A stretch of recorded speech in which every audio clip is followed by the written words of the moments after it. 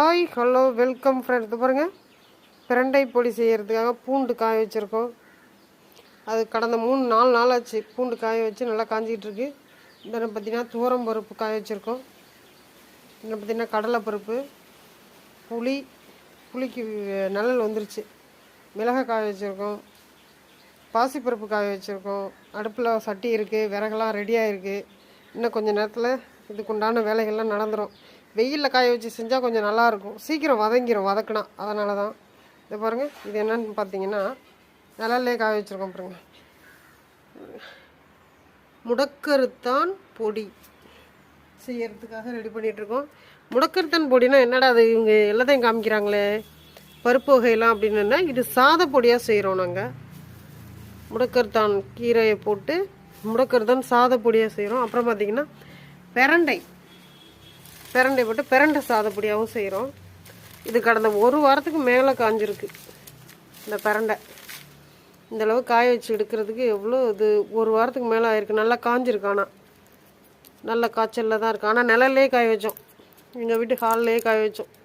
நல்லா மொறுன்னு சத்தம் கேட்குதுங்களா? சத்தம் கேட்குது, ஒரு சில இதெல்லாம் சத்தம் கேட்குது. சுத்தப்படுத்தி இது காய வச்சுருக்கோம். முருங்கைக்கீரை, கருவேப்பிலையெல்லாம் காய வச்சுக்காக இது கருவேப்பிலை, இது பேஜுக்காக காய வச்சு அள்ளி வச்சுருக்கோம். இது அடுத்ததுக்கு அள்ளி வச்சுருக்கோம். மொறுன்னு காஞ்சிருக்கு பாருங்கள் கருவேப்பிலை. இது பார்த்திங்கன்னா முருங்கைக்கீரை, சாதப்பொடி, தேநீர் பொடி, ரெண்டுக்கும் சேர்த்து தான் பண்ணி வச்சுருக்கோம். சாதப்பொடியும் செய்கிறோம், இதில் தேநீர் பொடி, காலையில் டீக்கு பதிலாக குடிக்கிற தேநீர் பொடின்னு சொல்லிட்டு முருங்கைக்கீரை தேநீர் பொடி அதுக்காகவும் ரெடி பண்ணி வச்சுருக்கோம். முருங்கைக்கீரை இதில் தான் காய வச்சுருந்தோம். பிரண்டை வேஷ்டியில் இதை பாருங்க, அடி தூசெல்லாம் அப்படி கிடக்கு பாருங்க. சுத்தம் பண்ணி தான் அங்கே வச்சுருக்கோம். இது காயாமல் இருக்கிறத மறுபடியும் காய வச்சுருக்கோம். நிழலில் தான் காய வச்சுருக்கோம். ஃபேன் ஓடுது பாருங்கள். வீட்டில் ஹாலில் தான் காய வச்சுருக்கோம்.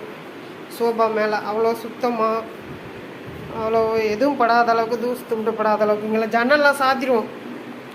ஜன்னல் இந்த பக்கமும் இல்லை, ஜன்னலை சாத்திட்டு அதுக்கு பிறகு தான் ஹாலில் இதை காய வைக்கிறது. நிழல்லே தான் காய வைக்கணும் அந்த பொருளை.